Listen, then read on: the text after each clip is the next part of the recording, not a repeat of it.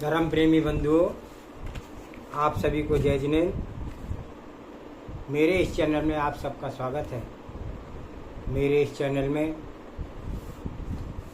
श्री कृष्ण पुत्र प्रद्युम्न कुमार का वर्णन चल रहा है, जिसके हमने अभी तक 14 सर्ग यानी 33 भाग अभी हमने पढ़ चुके हैं। अब आज से 15वां सर्ग शुरू होगा। सभी इस चैनल को लाइक करें, सब्सक्राइब करें, शेयर करें। पिछले हमने उसमें बताया कि जब द्वारा वहाँ पर गिरनार पर भगवान नेमिनाथ का सम्मोहन आया, तब उसमें सबने अपने अपने बारे में, भूतकाल के बारे में और भविष्य काल के बारे में पूछा। तब बलभद्र जी ने भी पूछा कि जो चीज़ बनी है, पैदा हुई है, वो उसकी मृत्यु तो अवश्य होगी, ख़त्म तो वो अवश्य होगी। ये द्वारका नगरी कब ख़त्म होगी और श्री कृष्ण की मृत्यु कब होगी? यह प्रश्न पर भगवान नेमिनाथ ने कहा कि 12 वर्ष में श्राप के क्रोध के कारण दीपायन मुनि से के द्वारा यह द्वारका नगरी भस्म होगी और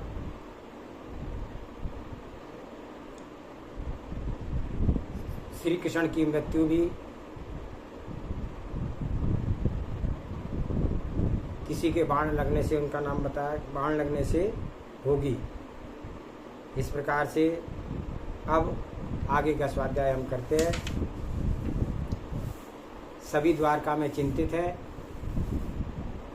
और सोच रहे हैं कि क्या कैसे होगा।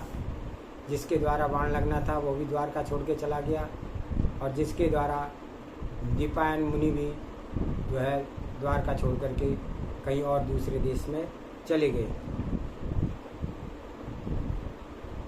इससे पहले मंगलाचरण करते हैं। ओंकारं बिंदु संयुक्तं नित्यं ध्यायन्ति योगिनः कामिदं मोक्षदं चैव ओंकाराय नमो नमः। अविरल शब्द गनौगा प्रक्षालति सकल भूतल मल कलंका मुनि विरूपार्षि तीर्था सरस्वती अर्थो नो दुरतान अज्ञान तिमिर अंधानां ज्ञान अंजन शलाकया चक्षुरुन्मिलितमेनं तस्मै श्री गुरुवे नमः। श्री परम गुरुवे नमः। परम्पराचार्य श्री गुरुवे नमः। सकल कालुष विध्वंसकं श्रीशां परिवर्धकं धर्म संबंधकं भव्य जीव मन प्रतिबोधकारकम् इदं शास्त्रं श्री प्रद्युम्न नाम चरित्र देया एतन् मूल ग्रंथ कर्तारा श्री गणधर देवा प्रतिगणधर देवा तेषां वचनशरण माशाद्य आचार्य श्री सौम्य कीर्ति महाराज विरचितम् मंगलम भगवान वीरो मंगलम गौतमो मुनि मंगलम कुंद कुंदाद्योति जैन धर्मोस्तु मंगलम। सर्वे श्रोता सावधानतः श्रवन्तु। एक दिन श्री कृष्ण नारायण राजसभा में दिव्य सिंहासन पर इंद्र के समान विराजमान हो रहे थे। यादवों की भीड़ में से सभा सब ओर से भरी हो रही थी। सामंतों, मंत्रियों, विद्याधरों एवं बलभद्र आदि राजाओं से घिरे हुए वे सूर्य के समान मालूम होते थे। गंगा की धवल तरंगों के समान चमर ढुल रहे थे। 16 आभरण उनके शरीर पर शोभायमान हो रहे थे। हृदय में कौस्तुभ नाम का मणि दैदीप्यमान हो रहा था। मस्तक पर सफेद छत्र शोभित हो रहा था और उनके मुख फूले हुए कमल के समान था। लोग नाना प्रकार के कला और विनोदों के उनका चित्त रंजायमान कर रहे थे, परंतु उनके हृदय में थोड़ी सी शंका की छाया जान पड़ती थी। इतने में शांतिशील, गुणवान और विद्वान प्रद्युम्न कुमार राजसभा में आया और उसने पिता को नमस्कार करके सुंदर सिंहासन पर बैठ गया। उस समय उसका चित्त विषय वासनाओं से विरक्त हो रहा था। थोड़ी दूर बैठ करके जब किसी चलती हुई चर्चा का अंत हुआ तब उसने कठिनाई से भी जो भी नहीं छोड़ा जा सकता था उस मोह को भी तोड़ करके मस्तक पर अंजलि रख करके अर्थात हाथ जोड़ करके अभय की याचना करते हुए कहा कि हे पिता, आपके प्रसाद से मैंने जाति रूप कुल तथा संपूर्ण भोगों की सुखकारी वस्तुएं पाई हैं, परंतु भोग करके जान लिया कि कोई भी वस्तु शाश्वत रहने वाली नहीं है। जय प्रभु, हे प्रभु, संसार की स्थिति नित्यानित्य रहित अर्थात क्षणभंगुर है। इसलिए अब प्रसन्न होइए और मुझे आज्ञा दीजिए कि मैं आपकी कृपा से मोक्ष के सुख की प्राप्ति के लिए, जो कि सदा शाश्वत है, कोई अच्छा उपाय करूं। यह सारा संसार असार और दुख कारक है, इसलिए हे पिता, मैं संसार भ्रमण से मिटाने वाली जिन भगवान की दीक्षा लेता हूँ। प्रद्युम्न कुमार के वचन सुन करके वसुदेव, श्री कृष्ण आदि सबके सब यादव शोक में मग्न हो गए, मूर्छित होकर काठ के समान हो गए तथा मूर्छा से ही उन सब का मरण रुक गया। यह बात हम निश्चित समझते हैं, अर्थात मूर्छा न आती तो कोई भी न बच सकता।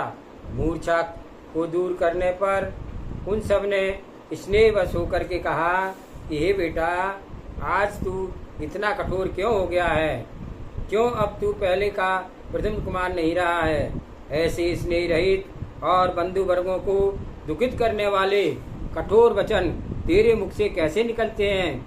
हे वीर, हे गुणों के आधार, संयम का यह कौन सा समय है?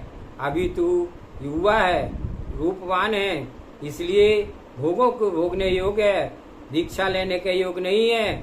इसके सिवा जिनेंद्र भगवान ने जो कहा है कि कौन जानता है कि होगा या नहीं, तू व्यर्थी क्यों भयभीत होता है?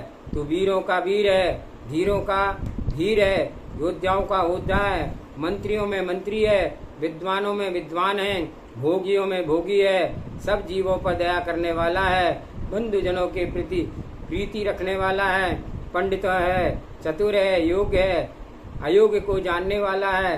सारांश यह है कि सब प्रकार के श्रेष्ठ सभी गुण तेरे अंदर हैं, इसलिए इस समय तेरे दीक्षा लेने का वचन युक्त नहीं जान पड़ता है। अपने मनील मुख बंधुओं को मोह के वशीभूत जान करके प्रद्युम्न कुमार बोला, हे पुरुषों, केवली भगवान के वचन कभी अन्यथा नहीं हो सकते। जो सम्यक दर्शन से विभूषित है उन्हें इस विषय पर जरा भी संदेह नहीं करना चाहिए। मैं भयभीत नहीं हुआ हूँ, सारी पृथ्वी में मुझे किसी का भी भय नहीं है। जीवधारियों को मैं अपने पुराने बांधे हुए कर्मों के सिवा और किसी का कुछ भी डर नहीं है। संसार में ना कोई सज्जन बंधु है, ना कोई दुर्जन है तथा ना शत्रु है, ना कोई किसी का कुछ सुख दुख दे सकता है और ना कोई किसी का कुछ ले सकता है। इस असार संसार में जीव अनादि निधन है। अगणित भवों में इसके अगणित बंधु हुए हैं। फिर बतलाओ कि किन किन बंधुओं के साथ स्नेह किया जाए। सभी बंधु हैं, ऐसा समझ करके आप सब पूज्य पुरुषों को शोक नहीं करना चाहिए। शोक बड़ा दुखदायी है। प्रद्युम्न के ऐसे वचन सुन करके श्री कृष्ण जी का हृदय दुख से भराया। उन्होंने शोक से गदगद होकर विद्वान काम कुमार से कहा, हे तात, अब उन्हें शोक से गदगद देख करके विद्वान काम कुमार ने कहा, हे तात, आप क्या शोक करते हैं? आप तो सबको उपदेश देने वाले हैं। क्या प्रकाशवान सूर्य को भी दीपक दिखलाने की आवश्यकता होती है? क्या आप नहीं जानते यह मृत्यु आयु का छीण कर पर हम सब जीवों को भक्षण कर जाती है। न बालक को देखती है, न कुमार को देखती है, न विद्वान को छोड़ती है, न मूर्ख को छोड़ती है, न रूपवान को बचाती है, न ही कुरूप को बचाती है। इसी प्रकार के कुशील, सुशील, शील रहित, गुणी, निर्गुणी, सूर, कायर और जवान बूढ़ा आदि जिसको पाती है ले जाती है। फिर मैं जवान हूँ, भोग भोगने के योग हूँ, गुणवान हूँ, इसलिए क्या मौत मुझे बचा देगी? यदि ऐसा है तो बताओ, भरत चक्रवर्ती का पुत्र तथा सुलोचना का पति मेघेश्वर कुमार कहाँ गया, जो स्त्रियों का अतिशय प्यारा था? आदिनाथ भगवान के भरत चक्रवर्ती तथा आदित्य कीर्ति आदि प्रतापी पुत्र कहाँ गए? बलवान महुआ बाहुबली भी कहाँ गए? नमी तथा विद्याधर राजाओं को का क्या पता है? इस प्रकार अनेक वैराग्य उत्पन्न करने वाले वचनों से पिता को समझा करके शंभु कुमार को अपने पद पर स्थापित करके प्रद्युम्न कुमार अपनी माता के महल में चला गया। रुक्मणी माता के चरण कमलों को नमस्कार करके प्रद्युम्न कुमार बोला, हे माता, बालकपन से लेकर के अभी तक मैंने जो कुछ अनिष्ट किए हों, इस समय प्रसन्न होकर के उन सबको क्षमा प्रदान करो। मैं आपका बालक हूँ और पूज्य पुरुष जितने होते हैं वे क्षमा करने वाले होते हैं, बालकों पर सदा क्षमा करते हैं। मैं इन दिगंबरी मुनियों के व्रत को ग्रहण करता हूँ, जो संपूर्ण कर्म रूपी तिनकों को जलाने के लिए दावानल के समान है। शील आदि बड़े बड़े रत्नों के रत्नाकर हैं, गुणों के मंदिर हैं और उन्हें पूर्व भवों ने वन में जाकर के ग्रहण किया है। ये माता, इस विषय में अब मुझे कुछ भी नहीं कहना चाहिए, अब तुझे कुछ भी नहीं कहना चाहिए, अर्थात रोकना नहीं चाहिए। पुत्र के इस प्रकार दीक्षा लेने के वचन सुन करके माता अतिशय दुखी हुई और मूर्छित होकर के धरती पर गिर पड़ी, जैसे कि जड़ से कट करके बल्ली पेड़ प्रभावहीन होकर के गिर पड़ती है। थोड़ी ही देर में जब चेतना हुई तब रुक्मणी बोली, बेटा, इस समय क्या तुझे ऐसा करना योग्य है? इतनी माता के दुखिनी छोड़ करके क्या तुझे यह उचित है? यदि धर्म के लिए उद्यत हुआ है तो दया धर्म को पालने वाले अपने माता को क्यों दुखी करता है?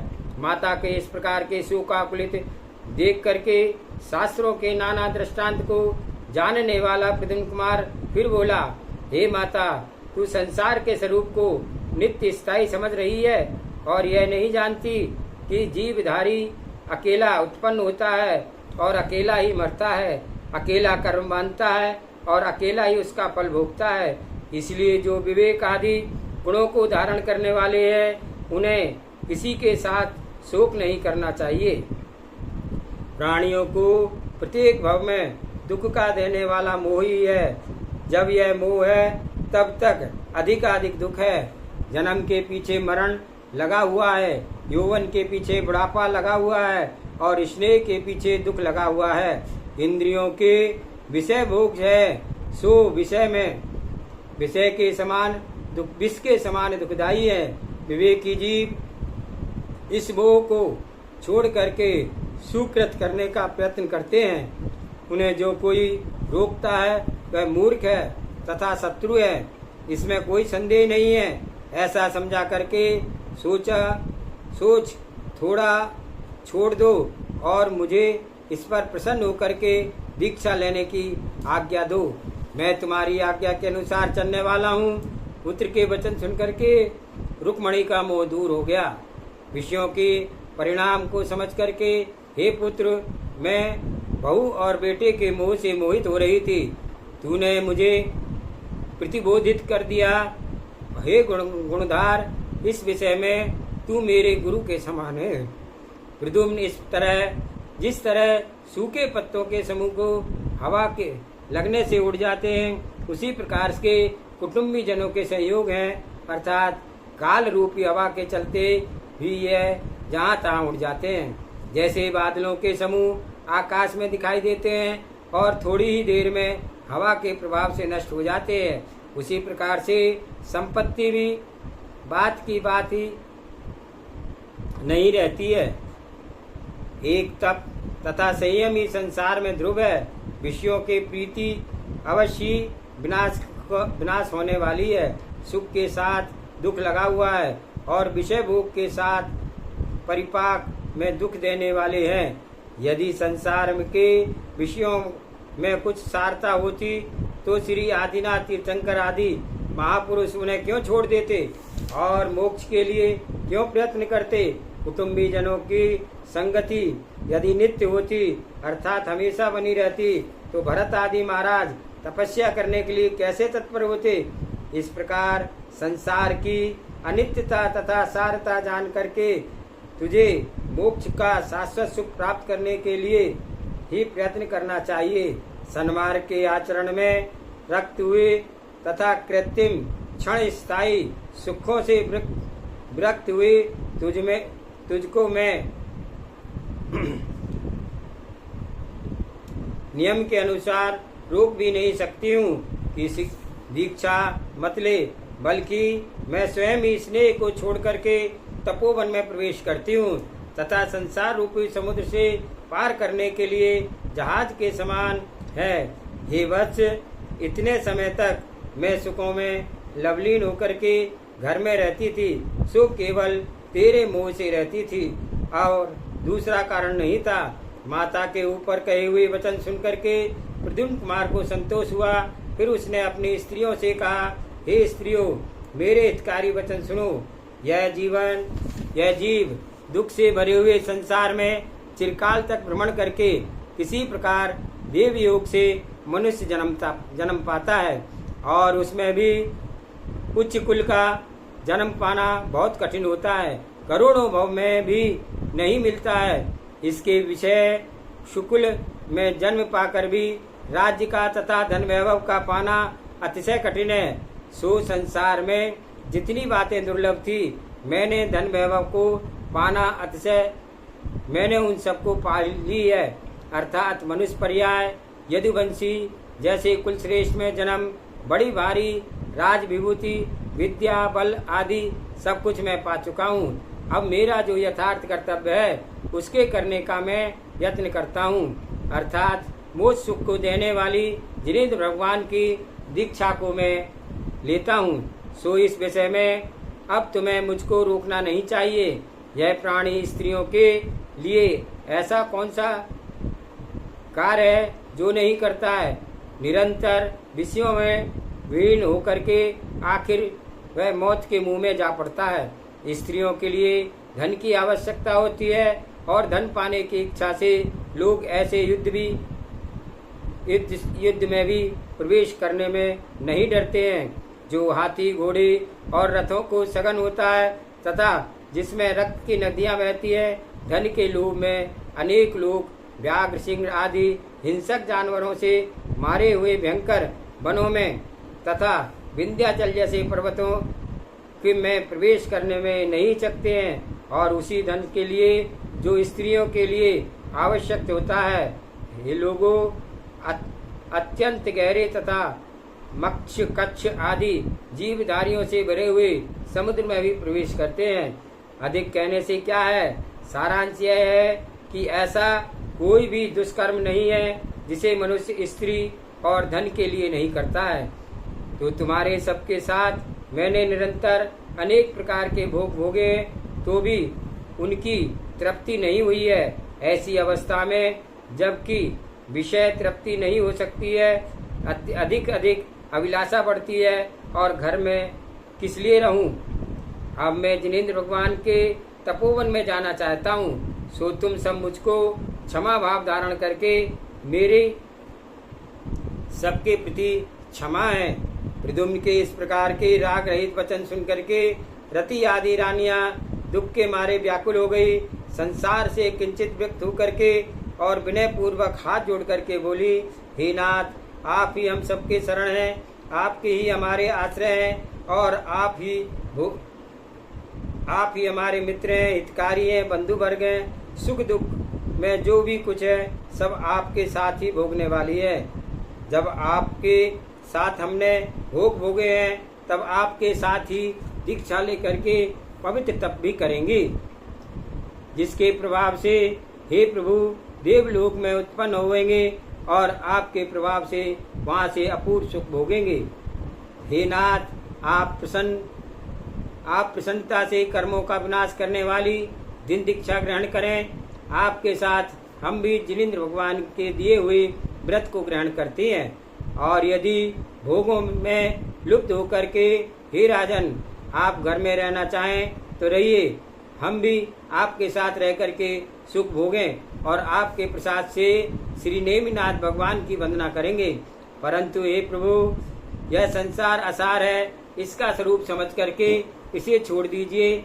हम सब जिनका जय नहीं हो सकता है, ऐसे विभूति में मत्सर हुए राग को छोड़ करके, काम शत्रु को नष्ट करके, स्वरूप को चित्त लगा करके और श्रीमती राजमती के निकट शुद्ध एक वस्त्र को धारण करके आरिका का उत्कृष्ट तप करेंगे। इस प्रकार शांतता से के साथ वैराग्य के वचन सुन करके प्रद्युम्न कुमार संतुष्ट हुए।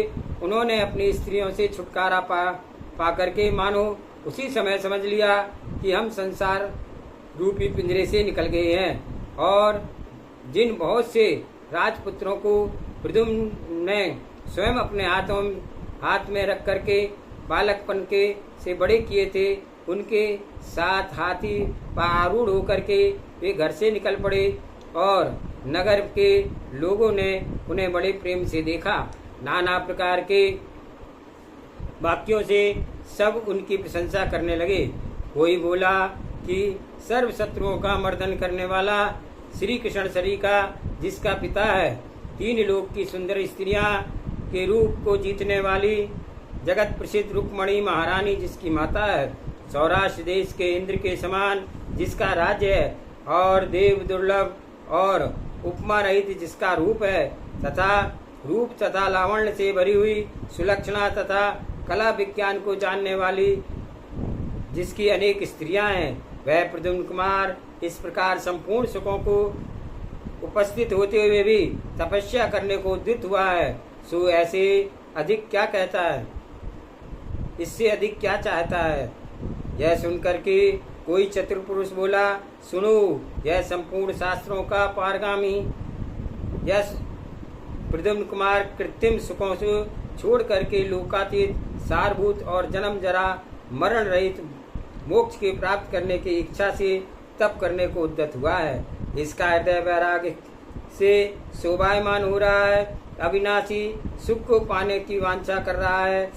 इस प्रकार परस्पर वार्तालाप करते हुए प्रद्युम्न कुमार से बोले, हे गुणसागर, जयवंत हो, चिरकाल तक जियो, बढ़ो और संसार की अनित्यता का निरंतर स्मरण करते हुए अपनी आत्मा का कल्याण करो। लोगों के इस प्रकार के आशीर्वाद वचन सुनते हुए प्रद्युम्न कुमार गिरनार पर्वत पर पहुंच गए। वहां पर उन्होंने मानस स्तंभ से युक्त भगवान का समोशरण देखा और उसके आंगन के पास पहुंचते ही उन्होंने हाथी पर से उतर करके राज वैभव एवं छत्र चमर आदि विभूतियां छोड़ दी और पूर्व में पाए हुए 16 लाभों को तथा सब विद्याओं को स्त्रियों के समान त्याग दी।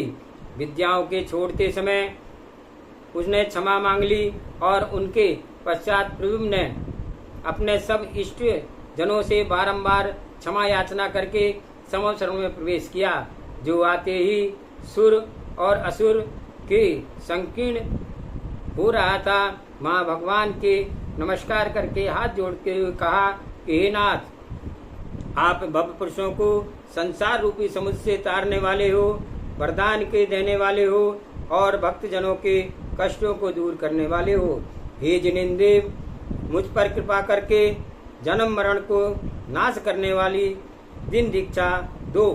यह कहकर के प्रद्युम्न कुमार ने जो कुछ आभूषण पहन रखे थे वे सभी उतार दिए और पंचमुष्टि से अपने सिर को केश उखाड़कर फेंक दिए और समस्त सावध्य योग से उत्पन्न करने वाले परिग्रह को छोड़ करके बहुत से राजाओं के साथ दिगंबरी दीक्षा ली। मोक्ष की प्राप्ति करने की इच्छा करने वाला यह गुणवान कुमार संसार के अतिशय विरक्त हो गया और उसी समय भानु कुमार ने भी वैराग्य के रंग में रंग करके माता पिता तथा बंधुओं से आज्ञा लेकर के अपनी समस्त राजविभूति को छोड़ करके अनेक राजपुत्रों सहित निर्मल जिन दीक्षा ली। भानु कुमार के दीक्षा लेने से श्री कृष्ण आदि सभी बहुत दुखी हुए। इसके अनंतरन सत्यभामा, रुक्मणी, जाम्बवती आदि रानियों ने भी भगवान की सभा में जाकर के श्रीमती राजमती आरिका के समीप दीक्षा ली और उन सब स्त्रियों को हृदय में राग भाव धुल गया। श्वेत साड़ी धारण करके वे घोर तप करने के लिए तत्पर हो गई। मृदुन कुमार के चरित्र धारण करने के उत्कृष्ट तप करने लगा और स्वजन और परिजन उनकी वंदना करने लगे। जगत के हित करने के लिए वह सोम अर्थात चंद्रमा के समान सोम गुण का धारक हुआ।